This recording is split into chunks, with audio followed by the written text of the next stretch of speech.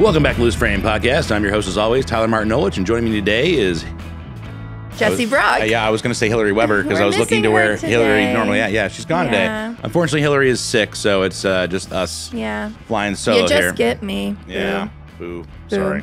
But anyways, we have a really cool guest today. Yeah, joining us today is Roger Hughes, a friend of mine, audio engineer, works for PPK. I've known him for about 10 years. We have a shared love of the steak bagel breakfast sandwich from McDonald's, something that I am not proud of, but I probably have every morning of the week, which, you know, if I fall over dead during this podcast, it's probably because of that. Are you donating your body to science? The sodium levels alone in my body, more than the Dead Sea. I mean, it's not going to be great. Yeah, we're going to have a really cool conversation. Yeah, Roger is a really talented sound designer. We recently visited PPK, and his studio setup that he's built virtually himself there is very cool, and it's interesting to kind of watch him work his magic and edit with the surround sound and with the feedback like that. So I really enjoyed my time there. One of the spots that he showed me that was really impressive, PPK is known for doing the Florida Lotto commercials, but the most recent one was like chaps and spurs and horse hooves, and listening to it in that environment, it was really, really cool. Yeah. Well, I mean, it was definitely shot in a studio setting, right? So exactly. Then to see what Roger did as far as sweetening it up and making it sound like an actual horse. The substance of the quality of that commercial lies all within sound. It sounds really good. And we've been in more than a few bars over our years.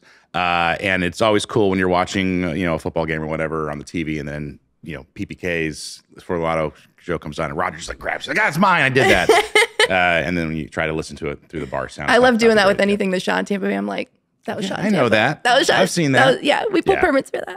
That's always fun. But we're going to take a break now. When we come back, we will be joined with Roger Hughes. Before that, I think we're going to drop in the example of the commercial you just showed. Yep. So on the flip side, we'll be here with Roger. Stay tuned.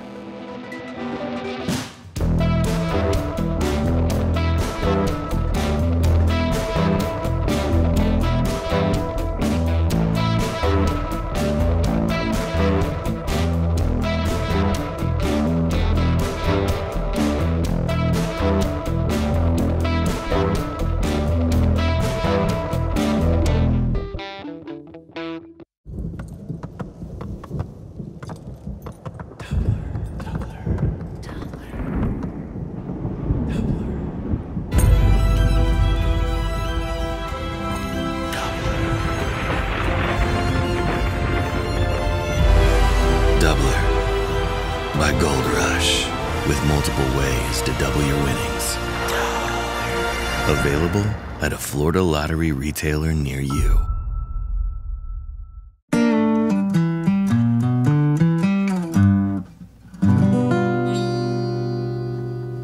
Hey y'all, this is Horace Hughes welcoming you to Horace Hughes' Humorous Musings. Today I'll be reading an entry from a friend who is near and dear to my heart, Tyler, about a subject that is near and dear to my heart. The end of a legacy. The removal of the steak bagel sandwich from McDonald's breakfast menu. Tyler writes, even though it didn't taste like steak, and I'm pretty sure it had enough sodium to kill me, I loved its lukewarm onions and strange magical sauce.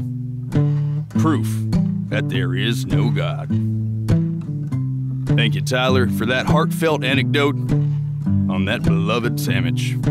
Remember, folks, you can make any experience a once-in-a-lifetime experience if it's dangerous enough. Thank you for tuning in for another Horace Hughes' Humorous Musing.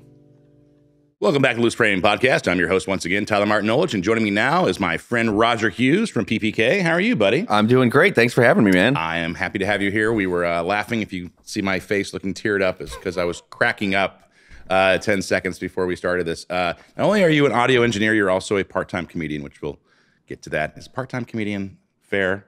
Part-time, yeah, no, I think it's very fair. That's what I would say, yeah. It feels way better than amateur comedian, yes, I think, and nowhere near professional, which is moonlighting as a comedian. Correct, yeah. But I've known you, for 10 years now, maybe a little Probably longer? something like that, yeah. You are an audio engineer. Let's do the audience the good service of giving you a little bit of a background here. So give us like the Reader's Digest version of who you are.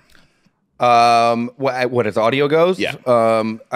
Since people have been paying me to do studio stuff since 2006.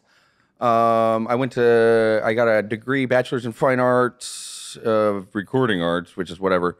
Graduated 2008. I was working like through then at this private studio called Smiling Dog on Davis Island. Beautiful studio. Warren Cohen, an excellent man.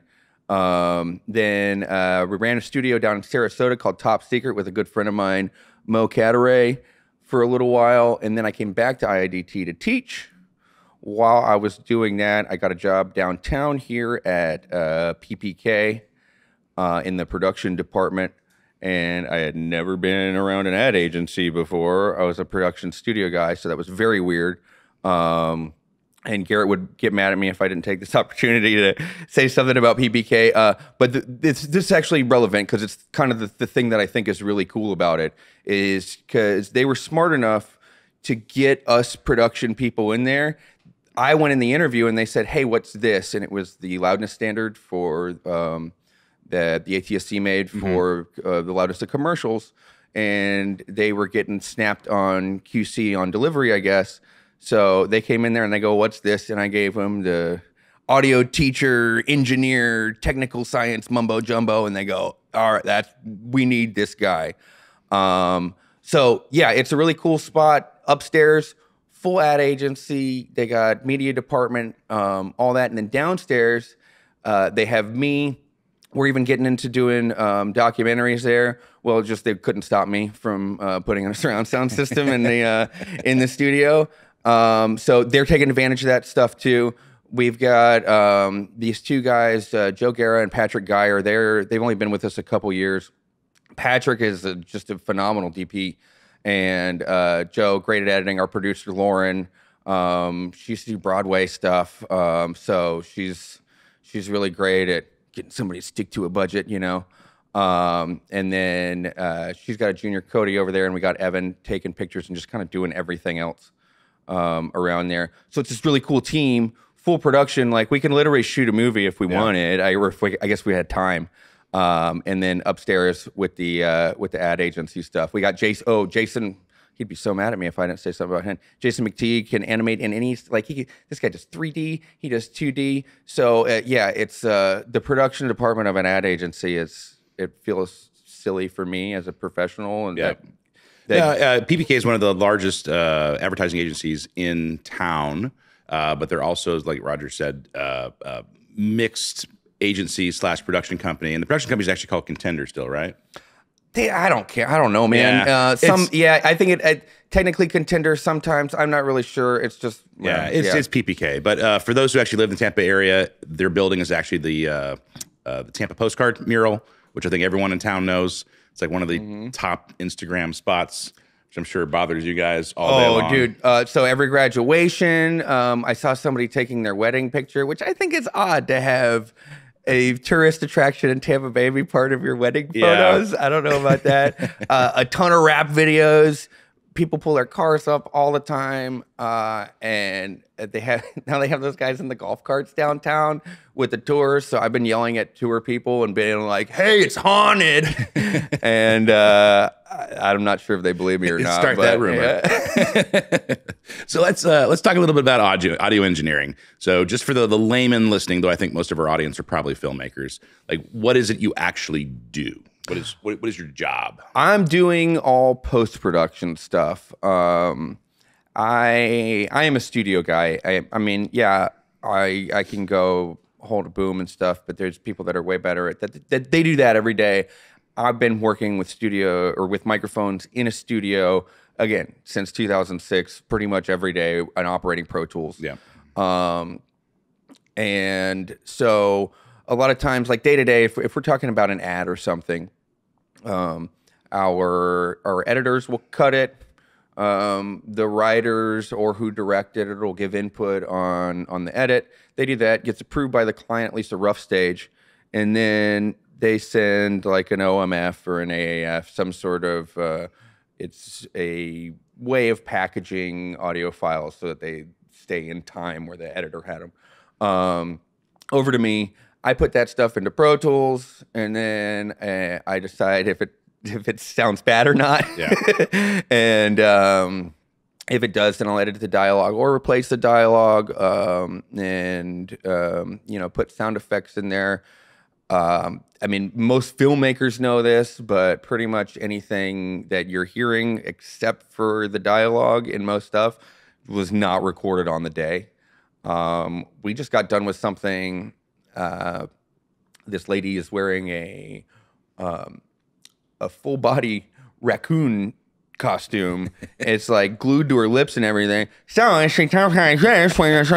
of course you can't use that audio. We got her in a really great studio out in LA to do ADR.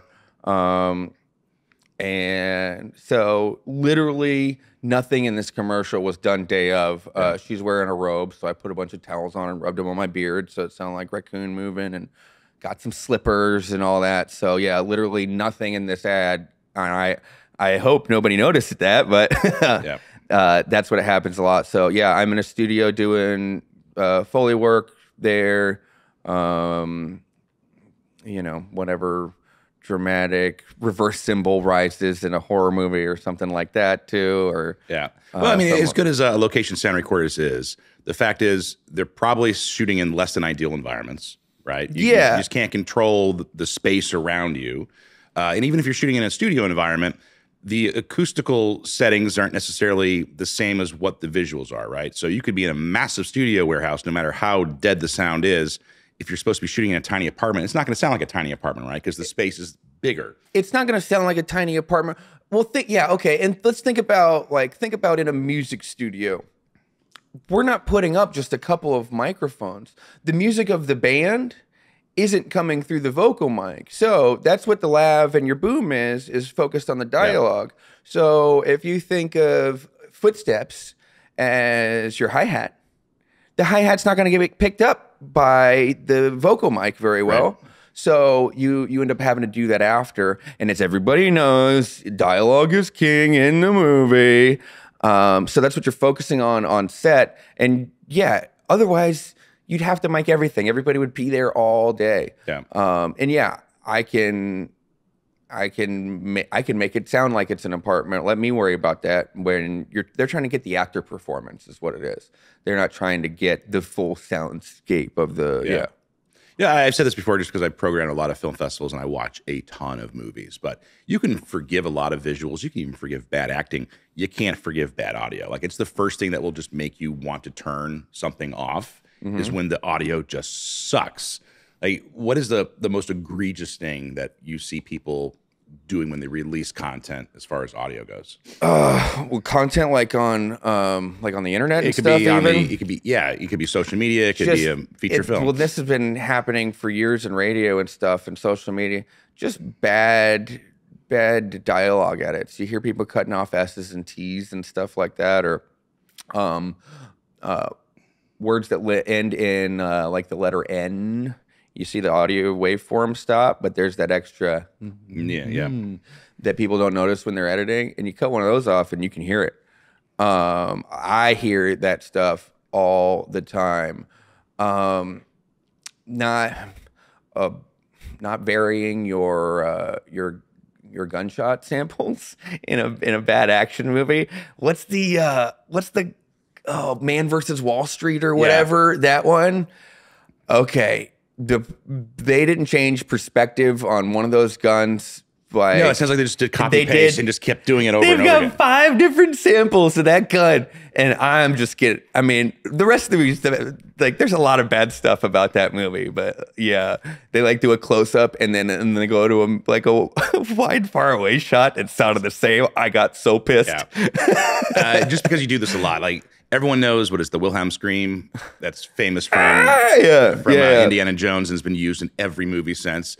There's only so many audio libraries out there. Can you just like listen and say, oh no, that's the BBC library archive? Ooh, there's some stuff. So there's a library called Sound Ideas. The Sound Ideas 6000 series. It's been around for forever. I think like you can hear that some of that stuff was recorded on a reel-to-reel Nagra sort of thing. Ambiances, outside ambiances, so often in, again, low-budget movies and commercials, I will hear the beginning of residential daytime outside Park City birds traffic rumble sample. Yeah. You've heard it. If I played it for you, you'd be like, oh, okay. But no, I hear that all the time. I do use that one every once in a while in a commercial, but I at least cut the end of it, because a lot of people at the beginning of the scene, they just put the beginning of the sample, and we've all heard the beginning of that sample. So I was actually talking to someone last night at a party, and they're talking about, why does it, like, when I'm watching actual like network TV and it goes to the commercial break, and there's the national commercials, right? They're always perfectly mixed and really good, and then it gets to Bob's Backyard Car Dealership, and the audio levels just go crazy, and all of a sudden they're screaming through you from the TV. What's actually going on there? It's just QC standards are well, not that's great? not supposed to happen on broadcast television anymore. But when you're talking about all these different streaming networks, then streaming for ads is just no man's land. Somebody send me some QC specs, please, for something. YouTube has their general specs. Apple Music does. Spotify does. They've got some sort of loudness specs, but they also do a lot of adjusting because of the content that they get, so it's all over the place. I see like Peacock and Paramount Plus are the two streaming networks that I see all over the place. That, and then like whatever free Prime Video stuff that that they have ad streaming for, and it's just because there's no oversight, there's no QC person for that stuff. I saw an ad on YouTube the other day where they had the lav in the left and the boom in the right for some charity commercial, and like some person just got the mix track from the production person, popped it in the edit, put some music on it, and now that's on YouTube, and that's it. Like, I don't know how you didn't realize, but yeah, it's just a lack of QC. I don't watch a lot of broadcast television at home anymore, except a sporting event. A lot of times, narrative stuff, you watch later when it's streaming, you purchase it. So I don't know about the big change in commercials that way, but yeah, in streaming, it's definitely a lack of QC. I've never had anything come back to me from broadcast. Maybe that's because I'm a great engineer. Or there could be local stations that are kind of getting away from QC, or that, there's just no FCC oversight or ATSC oversight, at certain times or whatever. You're still allowed to give them stuff that sounds bad, but it's just can't be. It's not supposed to be loud. So you were talking earlier about having towels and scratching against your beard to give it sort of that sound of a person in a raccoon suit. Apparently. A raccoon or an actual raccoon. Yeah. You've been in your space for a while, and you've been slowly building out your own like Foley pit, if you will, off to the side. What are some of the strangest things you've used to capture or create an original sound? Oh man, doing a horror film, you end up doing lots of fruits and stuff. The first one I did was this movie called Big Top Evil by Sean Heights. He's from Sarasota. I'm actually working with him on another one coming up. Cannibal Comedians, we'll get to that in a second. Oh, okay, we'll talk about that later. But yeah, there's a couple photos of me, just the happiest boy you've ever seen, just covered in tomato and watermelon and chicken noodle soup. That's fun. Every once in a while, you get something, you just get a weird thing that works. I have this tire iron, and it's like rusty and everything, and then it balances right on the nook of your finger. This is the thing about when you hear a good swing. If you hold it tightly, it's like muting a drum. You could just get a so you have to somehow suspend it to let it resonate in order, if you really want that Yeah. If you want that swing, the tuning fork, it's because these are isolated, and this is much, much more bendy. These are technical terms, Tyler. So it's got rusty, so has this nice texture. You can hear whatever object you're running across it, and then I can balance it like that, and you get a great swing off of it. A lot of times that's what I use for like knife sounds and stuff on the horror end. I just nailed some horseshoes to some 2x4s a couple months ago. Yeah, for a Florida Lotto commercial. Yeah, right? for a Florida Lottery commercial. We did that. I actually poured my own concrete Foley pit, which has come in handy since then. For that, that was a fun day of mess and learning. Other weird stuff. I can't. Barefoot. I use my hands because it's easier to get slappy. Yeah. Yeah. Just as you just get in there and you start getting creative with stuff. Yeah. Wallets or belts for rope and stuff. For that same commercial, I just use for all the horse bridle and stuff. I just a bunch of belts and a jacket. Yeah, I mean, that's leather. Sounds like leather. Yeah, I mean, yeah. You also do a lot of ADR or dialogue replacement, and that can't be easy, right? I mean, not every actor can go back in and redub their lines. So how hard is it to actually mix ADR and make it sound authentic to the space? That's one of it's similar to doing Footsteps too, because Footsteps is a mix where they go with the person the same way that dialogue does. So it almost has to sound similar, like it's recorded in a similar way to the dialogue. Otherwise, at least to my ear, half the Footsteps I hear, I also just hate. But ADR is one of those things. You can't use the regular techniques that you would use to make something, like you said, to make it sound like it's in a parking garage versus in an apartment. What you have to do is you have to make it sound like somebody recorded it with a boom mic on that space, not the other way around. Right. Not that they didn't. I don't know how technical you want me to get. I mean, we have a pretty astute audience. Guy struggling with making ADR sound right. Mono reverb right on the track, fiddle with the mix, filter out your higher highs, and probably some of that presence if you're using a studio mic, because it's probably got a boost right there or something like that, and then do your chain after that. Yeah. And that's kind of how I've found to make it feel like that, and then treat everything else like you would if it was the boom. Yeah. Let's switch to the soundscape, right? So the not the soundtrack, but the actual ambient sounds you're doing. Is that stuff you're going out and actually recording? Is it mostly sound library stuff? Is it a good mix? It depends on the thing. If it's like a short commercial, or if it's something like in a montage where you only need a little kind of little sweetening, waft of it, then I'll go to a sound library or if it's the place I can't get to. But I mean, since Zoom came out with that H4n, you can just go around and have decent quality. I mean, back then it was worse than it is now. It's a little bit better. Relatively low noise floor, and you can get some really cool stuff wherever you're at, and it sounds, and it's And you're talking about the Zoom audio recorder, not the Zoom that we're all sitting there. Oh no, yeah. The Zoom audio. I thought you had an astute audience, Tyler. Well, I'm just making sure.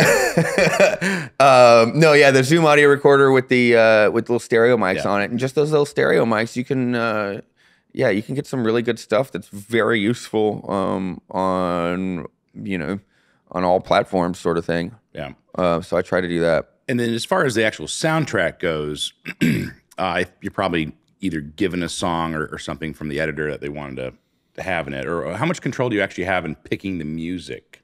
It depends on the client and the type of client, I guess. Some clients, we've got stuff, this is their brand music. Yeah. This is what you use every single time that at least you're doing some brand stuff. A couple of them, if Joe's editing, him and Patrick were in a band together forever, and so he picks the music. He's a very musical editor. Oh, if you want to edit film and you want your sound guy to be happy with you, learn how music works, please. There's nothing worse than somebody that doesn't have a good rhythm and they're trying to edit something to me. Never mind.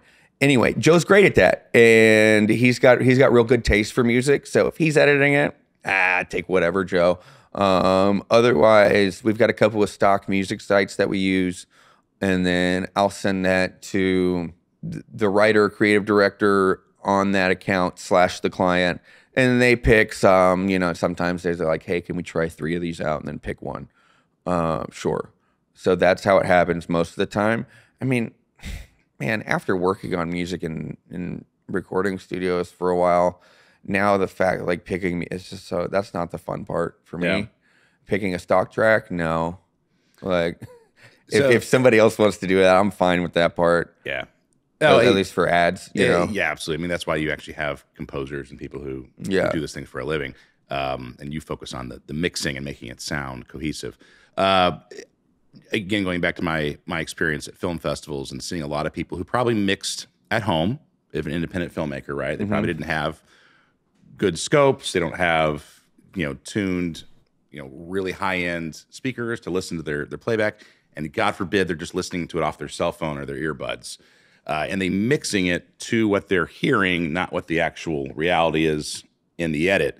And then you get to a theater setting and all of a sudden it's like, oh, this sounds terrible. Yeah, that's not even just for guys that are mixing their own sound while they're editing in Premiere and sort of stuff. That's the hard part about like audio engineering, especially if you're just starting out.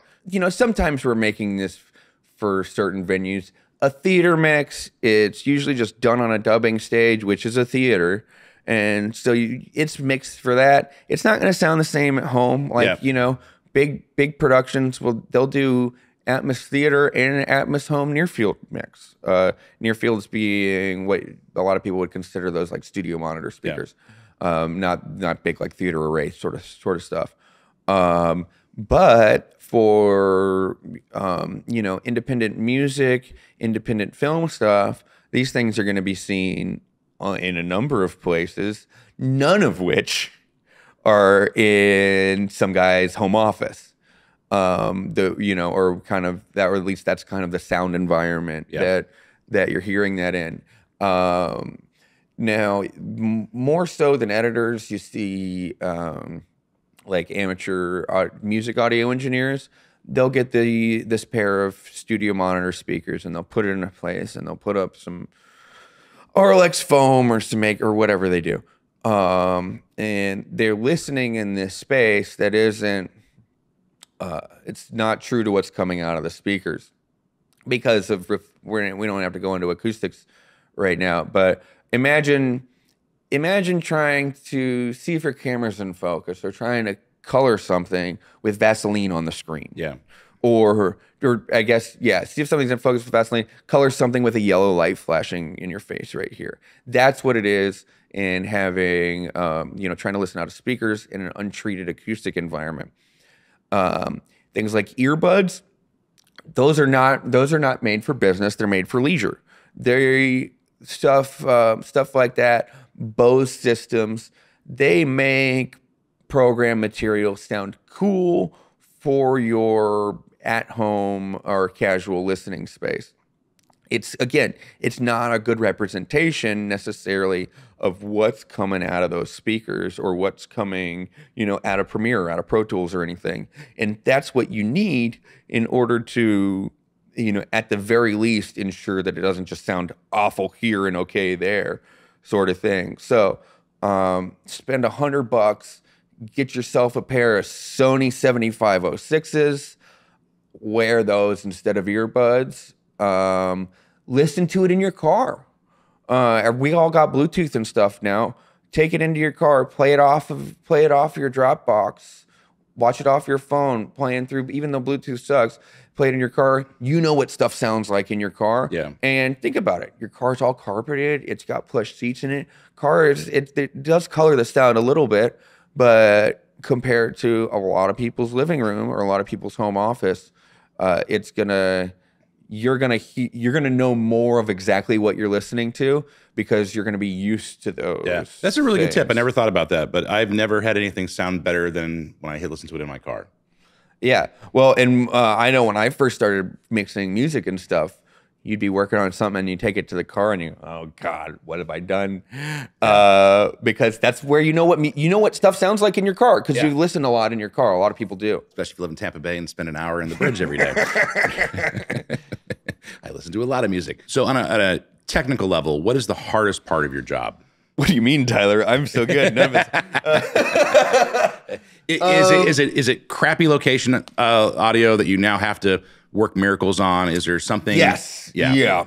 Yeah. That's the not fun part is sitting in there and somebody not thinking about all the things that somebody like me would be thinking about day of on a location. Yeah. A lot of times, there's some guys that don't have any sort of formal training that are really great at their job. Like Will DeHaan, I love that guy. Yeah. He was a drummer and was helping out with AC stuff or something. And they say, "Oh, we need an audio guy. You've been around a microphone before." Which that wasn't a paid plug, but no, I just love that guy. But but he's somebody. He didn't, him and I will have conversations about stuff, but he's still really good at his job, and he's thinking about a lot of stuff that the people that have other things to think about. He's also an incredible musician. Like he knows a bunch of different instruments. Yeah. Man, he should pay us after this one. Even if it's not that guy, or if it's somebody that came from a studio and they're thinking about where sound blankets need to go and stuff like that. Even if there's somebody that's a capable person to put up a boom, but they're there to be a cameraman. Their main thing is to be cameraman. They're going to spend the least amount of time setting that, but making sure that it's fine, making sure that it's low noise, making sure that that we're catching all the reverberations and stuff. Not that they don't know a clue about audio, but they're just not there to do that. They're not focusing on that. That's why it's important to have a guy that it's their job to do on that sort of thing. And so a lot of these, stuff shot for social media, kind of little promo videos, quick interviews, things like that. They send two guys out to do it. They're not thinking about all the things that I would be thinking about if I was the third guy only focusing on audio. And then, I get something back that, the mic's not necessarily pointed in the right spot, or they weren't thinking about the background noise that could have been avoided, or they set the guy. Don't put him right under the air conditioner. Turn the air conditioner off, people. Yeah. Just turn it off. But they're not worried about turning the air conditioner off. Or they don't. They're worried about blocking out. There's so many different things that people just forget. Yeah. I was editing this one documentary a long time ago, and these were long interviews, hour plus, and they did not bring a stand for the boom. So there's some poor kid in the back who I know, and audio every interview. They had to shoot like 4 or 5 hours of this, right? And they freshen up a little bit between takes, but you would listen to it literally through your headphones, and it would start off great. And by the end of the hour, you could tell he was literally pointing the boom down at his feet. And just the audio quality just precipitously dropped. It's like, I can't do anything with this. And you're not ADRing an interview with some old person. No. It was barely alive for the interview itself. You just can't bring them back in to redo that. So I've worked on some indie films where this is the sound of the back of that character's head. Yeah. The amateur boom person holds everything to camera's perspective, not thinking about where the source is coming out. So if a character turns their head around, you don't want to hear this is not what you want to listen to, right? Even though they're looking that way, it sounds awful. This is a lesson to somebody. Please learn how to talk into a microphone. But or just think about where the source is coming from, because even though that character turned around to say something over there, you still got to hear it, and that's some I guess that's slightly higher level, sort of. But still, it's stuff thinking, that you could prevent. And I don't know if this adage is. If you spend money up front for an audio person to record it, and speaking of money, I was going to say that the old adage was you'll never spend more in post than on bad audio. I think it's probably not true anymore. It's probably compositing and digital effects. But like for a long time, that was where people would get screwed in budgeting because they didn't put the money on the front end, and they get into post, they get through the edit, and it's like, oh, our audio is terrible. We can't release this. And then you're spending a ton of money to bring people back in, to spend hours and hours trying to rebuild a soundscape. Everybody thinks that, we'll just get some guy to hold a boom. It's just holding a boom, isn't it? And no, it's not. You need somebody with, again, that's not only has the time to think about it, but just thinking about those things that are more than just holding a boom. Yeah. There was a really great boom operator here in Tampa Bay called Don Knight. I don't know if you ever met Don, but he was... or he's still alive. I shouldn't say was. He's retired now, though. But I mean, he was 6'8", just a I met that guy before. Yeah. And shoulders as broad as a barn, and he could just sit there and hold a boom dead even on someone's mouth for hours and not have any issues. And it was impressive to see, like someone who actually knows what they're doing. Right? He would know the script, so he would know when to bounce the boom back and forth. Oh yeah, that's a really good boom op. Yeah. I mean, that's what you're supposed to have time to do, and just the way that content's made anymore. And indie films not getting call sheets out until midnight when their call time is 6 a.m. Yeah, like, that's exactly what I was thinking. Who is still awake and no one? Yeah. How are you going to have time to go over the sheets for the day for doing that? That's one of those kind of things that sets just a boom op from a great boom op. Yeah. But also, I mean, not to take anything away from him, but when the shotgun mic is only as big as one of your fingers, then it's easy to hold up for a long time, very precisely. Also true. Yeah. Let's switch now to some of the features you're working on. You've got one coming up called Cannibal Comedians. So give us a comedian, Cannibal Comedian. So why don't you give us a quick pitch for that, and then we'll talk about what you're doing on it. Okay. So this is film written and directed by Sean Heights. He's from Sarasota. He ended up, after he moved out to LA, getting linked up with a guy named Ryan James, Pink Plaid Productions. New friend to me. I love this guy. He's super on it. It's the main character. He's also a very tall man. I think he was playing Mike Myers at Halloween Horror Nights in LA. Okay. So he's already very good in that. This is about a cannibal who becomes a comedian, not the other way around. Through the tons of silly humor in it, some fun gore, some staple of every horror movie stuff. And after the time that me and Sean had with Big Top Evil, they actually shelled out for most of the scenes.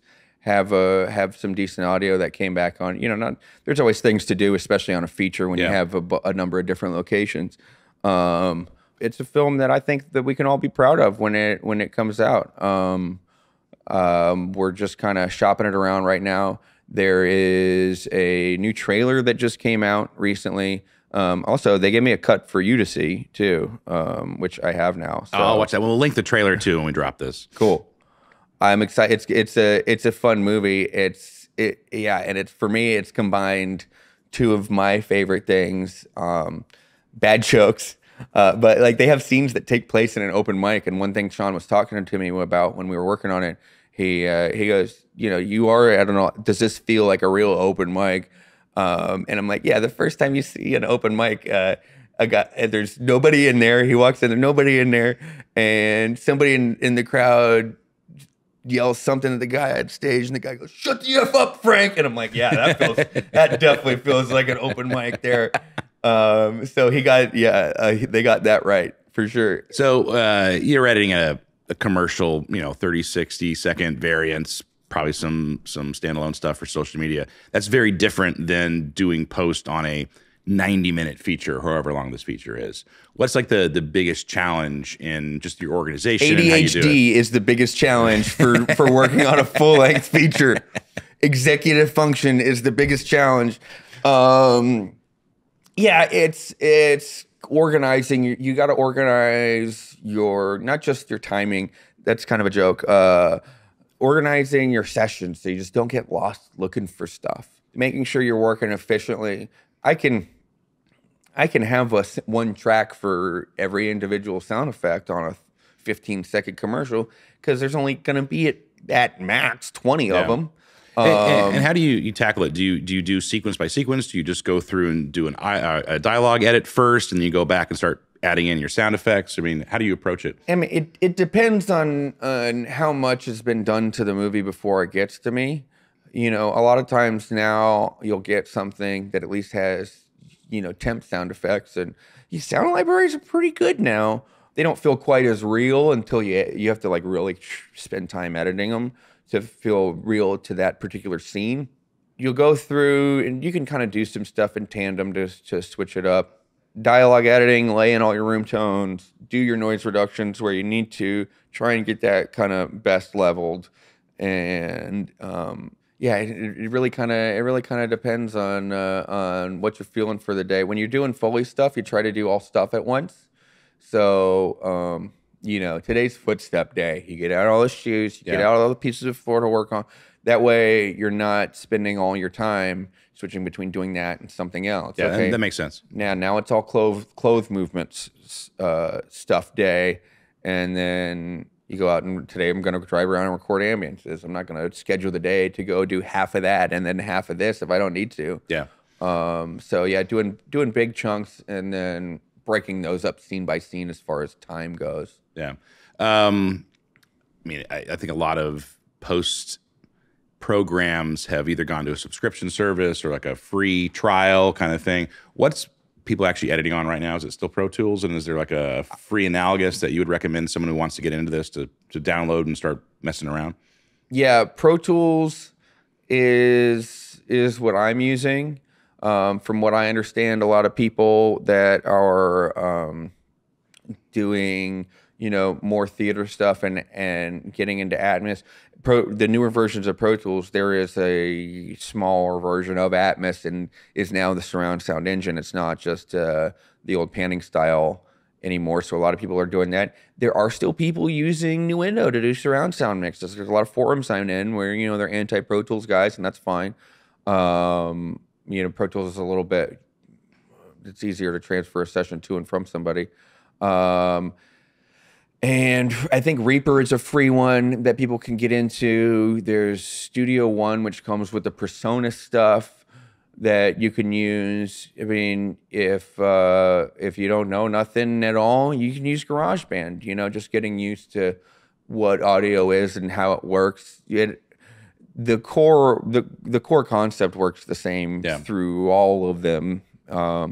You have an in that you get the audio through, you record it here, you manipulate it here, and you have the out that it goes to. So, you know, that's the purpose of it. They're all going to do that. So if you're starting out, then, yeah, the basics are all the same of that. But I see, mostly Pro Tools and then a couple of those guys using Nuendo or something else. Okay. We're getting the high sign from Jesse in the background here, so we got to start wrapping this up. Before we do, I have just a question. We introduced PPK earlier. What does PPK actually stand for? Piper, Paul, and Kenny. So those were it wasn't the last names because I was saying like Tom, Kenny. Like I now it makes sense. Yeah. Well, those were the other two people that started it with Tom that are not there anymore. So yeah, now it's just we couldn't just call it K now. Work for Kmart. We'll wrap this out though, and since we just plugged PPK, where can people find more about PPK? UnitePPK.com. That has everything about the company. We're always hiring too. We've been hiring a lot. So if you're somebody watching this that there's a ton of creative jobs there, especially our social media department. That sort of stuff where you are doing cool stuff every day. So if anybody is thinking, I wonder if I could do something that's not just an office job or service industry all day, come check out UnitePPK.com. And then our, I don't know if there's a website for Shoplifter. That's the documentary film department or that was just the same as the production department. But that sort of venture for that. And then, we spent a lot of time doing case studies on the stuff that we've been doing. You can find information there. You can find all the different cool ads that we've done. So you do really good work. So that's PPK, but if people want to learn more about you, Mr. Hughes, where can they go? My comedy Instagram is Roger that. You can find me there. That's probably where I do most of the interacting with people. A lot of my freelance stuff is just kind of word of mouth. I don't really have a reel sitting around anywhere right now. Yeah. Well, I mean, your reel is PPKs. Yeah, that's true. But I mean, even for the other stuff, I don't have a whole bunch of time to do it. But I share some audio stuff on the on that Instagram as well. All right. Well, Mr. Hughes, with that, it was been a pleasure as always. I'm sure we'll get drinks later. But thanks for taking some time thanks for having today. me. And if anyone's curious, learn more about Roger or audio, I'm sure he'd be more than happy to entertain some questions if you wanted to send it to him, but definitely check out PPK, one of our better production companies in the Tampa Bay area and a great agency. And honestly, they spend a lot of time helping out Tampa Bay at large. So yeah, you know what, Tyler, I do like that. If you do have a question about audio, like I'm not going to spend a ton of time with everybody. Feel free to email me at rhughes@uniteppk.com. And I might not have time to get super in depth with you, but you know, this community needs to support each other. And if you're a filmmaker and you're in a bad spot, email me, and the amount of time that I have, I'll give it to you and I'll help you out. Yeah, and he means that truly. So thank you, Roger. Appreciate it. And Absolutely. For those watching, we'll be right back.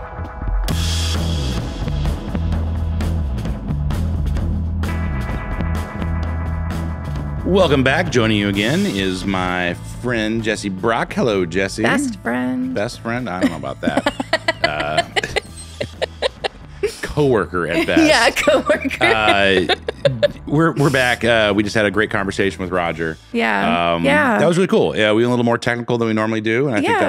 that was good for the audience. Yep. What was some of your takeaways? And we've interviewed composers before, Yeah. but this is our first kind of dive into just sound design and how important it is. If you've listened to all of our podcasts, and bless you if you have, Thank you. One of my hills to die on is poor audio is the first thing that I'm going to turn a movie off for. Yes. Yeah. It's not the acting. I'll even forgive bad cinematography, but the minute I hear crappy audio, like I'm out. I can't do it. Yeah. That's why when we watch the films, when we're selecting what to program for Gasparilla Film Festival, Yeah. you're like, I choose features because within the first 2 minutes, if the audio sucks, I'm turning it off. Yeah, it's really egregious. And that sounds bad, especially for first-time filmmakers making their short film. But we have to watch a lot of movies when programming a festival. And after your 300th short film, Yeah. you start getting a little more picky Yeah. as far as your time and the quality. And there's a lot of people that are out there trying, but step up your game. Like that's the one area I think people can invest more time and energy in, and money if you have it. Right. And it will elevate the entire project. Yeah. Well, a lot of people with sound design probably jump to horror movies, and Roger kind of dove into that a little bit about a lot of fruit and a lot of squeezing and a lot of ooey gooey grossness. And that's kind of what people think about, like sound is so important in horror, but it's important for everything. In preparation for this interview today, I was reading about the best sound design movie examples, and one of them was Brokeback Mountain. And I was like, Brokeback Mountain, yeah, the sound design is very cool with like the gravel and the boots and the horses. And anytime there's a Western scene, I love those sounds. But the example in the article I read was because of the way that they use the wind. They actually use the wind in the sound design to convey the emotions that the characters are going through. And it's just really interesting to read of how much thought and detail goes into just the sound of the wind, you know? Yeah. Interesting. For me, it'd probably be Saving Private Ryan. It's just one cacophonous, right? That opening scene and just the trauma of the sound matched with the visuals. But it's actually a quieter moment later in the movie, the last half of the movie.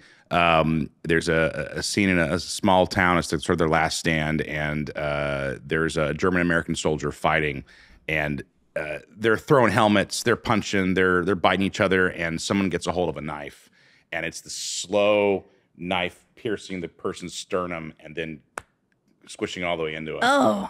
And that is just such a shocking disgusting sound. And even though there's a huge battle going on outside, they really sort of mute that and really and focus honed in on yeah. that one sound. You can hear him spittling and you know, taking his last breath. I was like, oh, this is, I mean, it's not fun to think about, but like that is amazing. But sound it's so design. powerful that you remember it in such vivid detail like that, you know? And there's plenty of horror movies too. Right. You know, if you have watched like, I don't know, any of the Scream movies, they're really good about sort of having that hyperbolized movie audio, and it's done very intentionally because that's the whole conceit of Scream.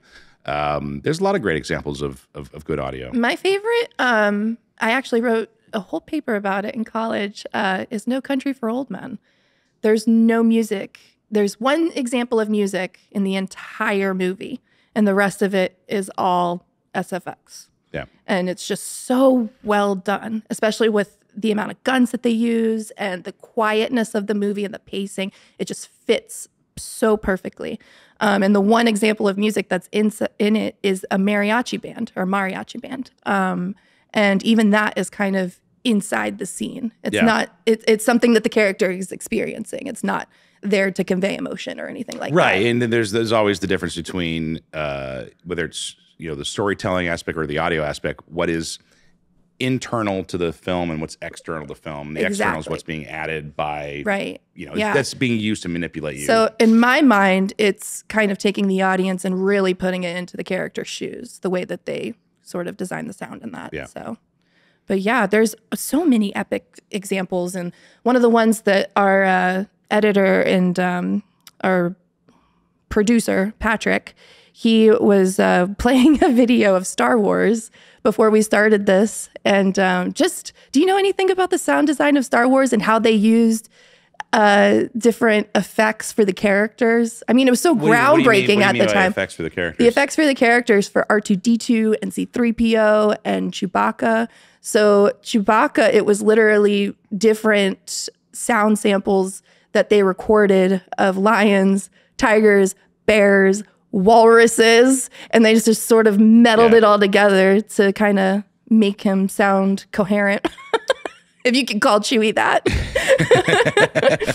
And then R2-D2 at the time, it was a lot of synth sounds, but they also wanted to kind of give him, like humanize him a little bit. So it was synth sounds mixed with the actual sound designer's voice. So he was using baby coos and oohs and ahs mixed in with the synth sound, which kind of personifies R2-D2 a little bit. Cool. It was so fascinating. Yeah. Well, that was sort of the era when synthesizers were really taking over anyway. So that was sort of the new, the hot. Is there an example of like a really bad sound design?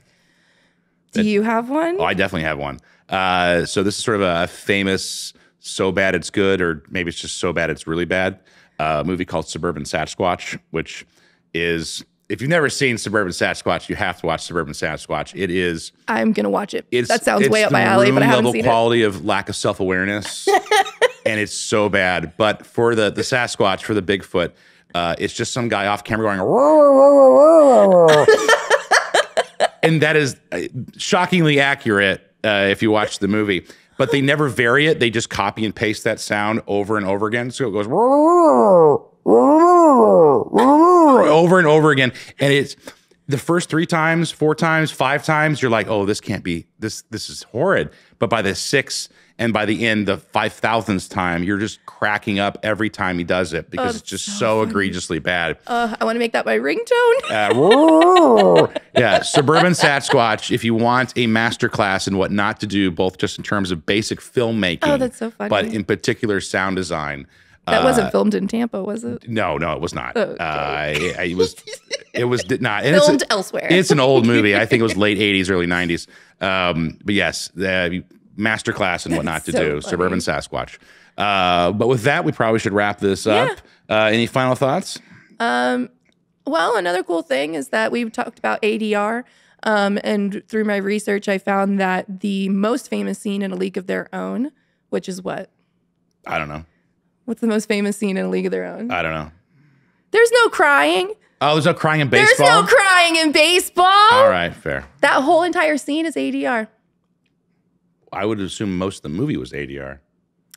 Okay, well, Wah, wah. Anyways, Sorry. that's been our show. Most feature films are ADR. And with that, we need to end the episode. Jesse Brock, where can they learn more about us? We are Loose Framing Podcast. Stream us anywhere you listen to podcasts or watch us on YouTube. And don't forget to follow us at Film Tampa Bay. And with that, we'll see you next time.